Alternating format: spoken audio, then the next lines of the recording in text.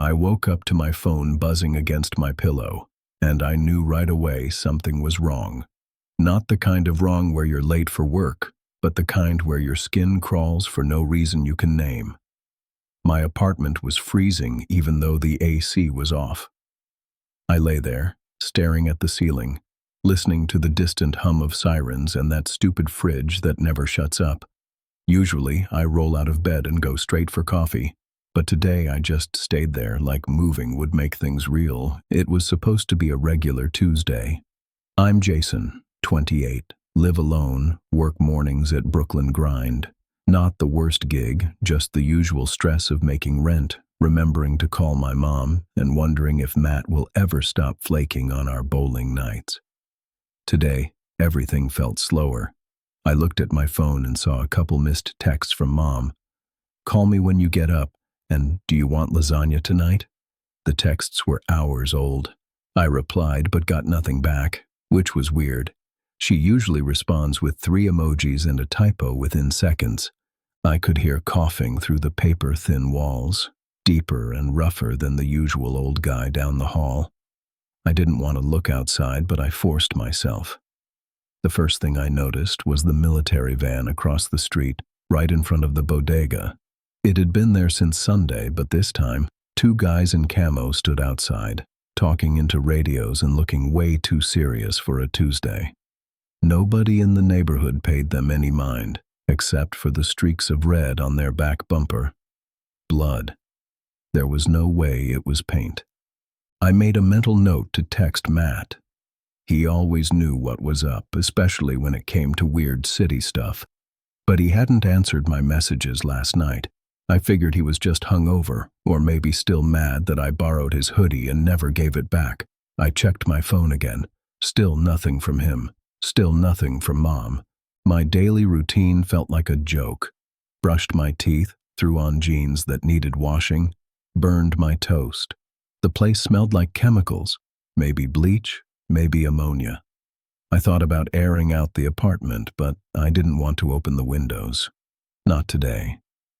Walking to work, the streets felt emptier than usual, but everyone out looked exhausted, like they'd been up all night. People coughed into sleeves or kept their heads down. A woman tripped in front of me and dropped her groceries, oranges rolling everywhere. I stopped to help, but she just grabbed them and muttered something about everyone being sick, then hurried away without a thank you. There was a tension everywhere, like we were all waiting for something to snap. When I got to the coffee shop, Raj was behind the counter staring at the TV. Amber, my co-worker, was nowhere. I asked where she was, and he just shrugged. She texted, said she's not feeling great. Half the staff's out. The TV behind him was stuck on a news alert. Flu outbreak. Stay indoors if possible. The anchor tried to sound calm, but his voice cracked on the word outbreak. I turned away and started wiping down tables, trying to ignore how quiet it was. Usually the place is packed. Students, old ladies, some guy with a dog who never buys anything. But today, nobody talked, nobody smiled. Everyone just scrolled through their phones or stared into space. Around 10, my phone glitched out. First, the Wi-Fi dropped, then cell service. I tried to text Matt again, nothing. I called Mom, straight to voicemail. The landline behind the counter didn't work either. Raj made a dumb joke about finally going back to the Stone Age, but even he sounded freaked out. The barista from the shop next door came over to borrow milk, eyes wild, asking if we'd seen anyone acting weird. She whispered that her neighbor started biting his own hand, wouldn't stop until he drew blood. Around noon, an ambulance screamed past, but it stopped only a block away. I could see the flashing lights through the shop's window. People started to leave their drinks half-finished, heading out without saying anything. Raj finally locked the door. "Let's call it early," he said. "I don't like the vibe." On my way home, I saw Mr. Connors, my neighbor from down the hall.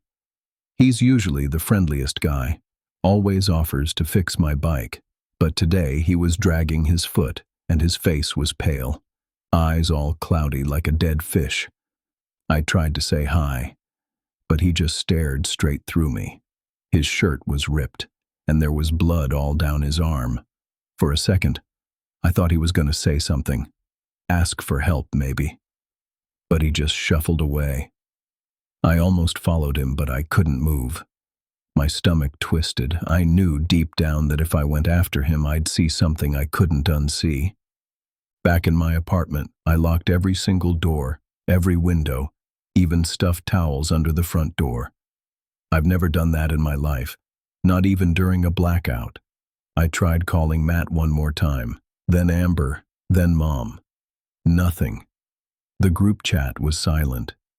I ate cold pizza and stared at the TV, flipping between news channels, all of them saying the same thing.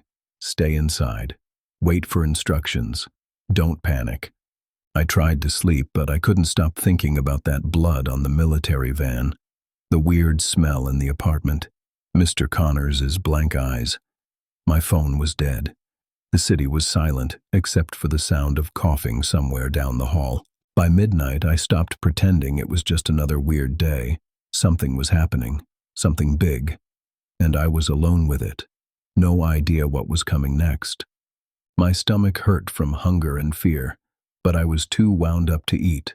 I kept pacing, peeking through my blinds every few minutes, praying for a text, a call, any sign from Matt or my mom, or even Amber. Nothing. The outside was darker than usual, even with all the city lights. Every few seconds I'd hear a cough, a shout, glass breaking, then quiet, and that military van, still sitting there, empty now. The soldiers were gone. I don't know how long I stood there staring at that van. It felt like hours, though it couldn't have been more than 20 minutes. Suddenly, I heard screaming from downstairs, full, raw, somebody losing their mind. My heart started pounding and I realized I was holding a steak knife, like I'd grabbed it on autopilot. I moved to my door and pressed my ear against it. Heavy, fast footsteps in the hall, then a thud right outside my apartment. Someone was banging, yelling for help, but the voice was strange, warped, animal. The next thing I knew, I was pulling the chair away and unlocking my door, even though my brain screamed to leave it shut. The second I opened the door, I saw blood, not a little, an actual trail, thick and smeared, leading down the hall toward the stairs. Lying there, against the wall, was Mrs. Kowalski from 2B. She was clutching her arm, rocking back and forth, sobbing. I tried to help her, but she pushed me away with her good hand and screamed, "Don't let them in, don't let them in." Her sleeve was ripped open. I saw the bite, a chunk missing, like someone had tried to eat her. I almost threw up. Then she looked past me over my shoulder, eyes bulging, and shrieked. That's when I heard it. A wet, snarling sound like someone chewing through raw meat. I slammed my door and jammed the chair under the knob again. I pressed my back against it, feeling the whole apartment shake with each hit. Someone, something, slammed into it again and again. I just stood there frozen, knife raised, sweating. The pounding stopped. I heard footsteps, then a horrible scratching. After a few minutes, silence. I didn't move. I didn't breathe. I knew I couldn't stay. I grabbed my backpack, stuffed in whatever food I had, a flashlight, a jacket, my dead phone. My hands shook so bad I dropped the knife twice before stuffing it in my bag. I knew I had to leave, but I waited another 10 minutes, just listening, my heart beating so hard it hurt. Finally, I opened the door a crack and peeked out. The hall was empty, except for Mrs. Kowalski's body. She wasn't rocking anymore. I slipped past her, boots squishing in blood, holding my breath. On the landing, I heard voices, real voices. I almost sobbed with relief. 2 guys from upstairs, Mike and Darius, were trying to get the front door open. The glass was shattered and the lock twisted. Mike's arm was bleeding. Darius's face was gray. "We gotta go," Mike yelled when he saw me. "They're in the building. They're everywhere." That's when we saw Mr. Connors. He was at the far end of the hall, head tilted, mouth dripping red. He didn't walk. He lurched, his feet dragging. His eyes were milk white, mouth open too wide. Darius screamed at him to stop, but Connors didn't even react. He just kept coming. Mike ran at him with a broomstick, hit him hard, but Connors didn't even flinch. Instead, he grabbed Mike's arm and bit down. Mike howled, tried to shake him off, but blood poured out and Connors kept chewing. I ran at them with the knife and stabbed Connors in the back. Nothing. Darius tried to pull them apart, but Connors turned and bit him too fast and savage. I grabbed my bag and bolted. I ran down the stairs, nearly slipped in a pool of blood, made it to the front door, and shoved my way outside. The street was chaos. People were running, screaming, slamming car doors, driving off with tires screeching. Some were fighting, some just frozen. I ducked into an alley, hunched down behind a dumpster, and tried to breathe. My hands were covered in blood. Mine, theirs. I didn't know. For a long time, I just stayed there, shaking, listening. Every few minutes, something would move in the dark, dragging, growling. Once, someone ran past, begging for help, but I stayed hidden. When I finally dared to peek out, I saw the city had changed. The lights were flickering, cars abandoned in the street, fires starting to burn in trash cans and on doorsteps. The normal rules didn't matter anymore. Nobody was coming to help. I started walking, nowhere to go, just away. My neighborhood looked like a war zone. Sirens, fires, broken glass, bodies. I saw a girl kneeling in the street, crying over someone who wasn't moving. I saw a man beating on the doors of a church, begging to be let in. No one opened up. I kept moving, kept my head down, knife gripped so tight my hand ached. It felt like the world had ended, but I was still here, breathing, and I had no idea why. My feet hurt. My hands hurt. Everything hurt. I wandered for what felt like forever, ducking into shadows, flinching at every scream, every cough. The city wasn't the city anymore. It was some twisted nightmare where the only rule was, keep moving, trust nobody. I saw flashes of faces, people I recognized or thought I did, some of them looking at me with dead, empty eyes, others begging for help, some just running. Once I caught sight of a little kid wandering barefoot, blood on her mouth. I couldn't do it. I kept walking. At one point I thought about heading to Matt's place. It was stupid, but I needed to see someone I knew, someone who might still be human. I cut through backyards, avoiding the main roads. I found a bat under somebody's porch and grabbed it, hands slick with sweat. By the time I reached his building, my shirt was soaked through. The front door was busted open, blood smeared on the glass, a shoe lying in the entryway with no foot in it. I called for Matt, quietly at first, then louder. No answer. I forced myself up the stairs, every step echoing like a gunshot. When I reached his apartment, the door was ajar. I went in. The place was a wreck, TV smashed, couch overturned, empty bottles rolling around the floor. I heard a sound from the bedroom, a choking, bubbling noise. I pushed the door open with the bat raised. Matt was there, but it wasn't him, not really. He was on the floor, his shirt torn, chest rising and falling too fast. His eyes were open but glazed, fixed on nothing. For a second, hope flickered. Maybe he was just hurt. Then I saw the bite, right on his arm, gnawed through the skin and muscle. He looked at me, really looked at me, and made this sound, somewhere between a growl and a sob. His mouth was smeared with blood. He tried to speak, and what came out was, "Help me." That was it, just those two words. I backed away. He tried to reach for me, but his arm jerked like he couldn't control it. I knew what I was supposed to do. I knew what would happen if I did nothing. I stood there, paralyzed, feeling the weight of every decision I'd ever made. I could run. I could try to help. I could end it. In the end, I just ran. I left Matt there. I slammed the door and bolted down the stairs, out into the street, into the dark.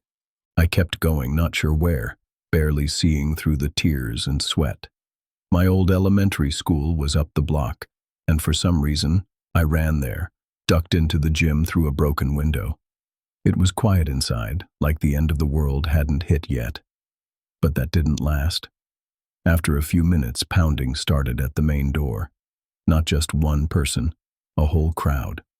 I looked out and saw faces, all wrong, skin sagging, mouths moving. They were trying to get in, pressing against the glass, smearing it with blood. I backed away, found a janitor's closet, wedged myself in.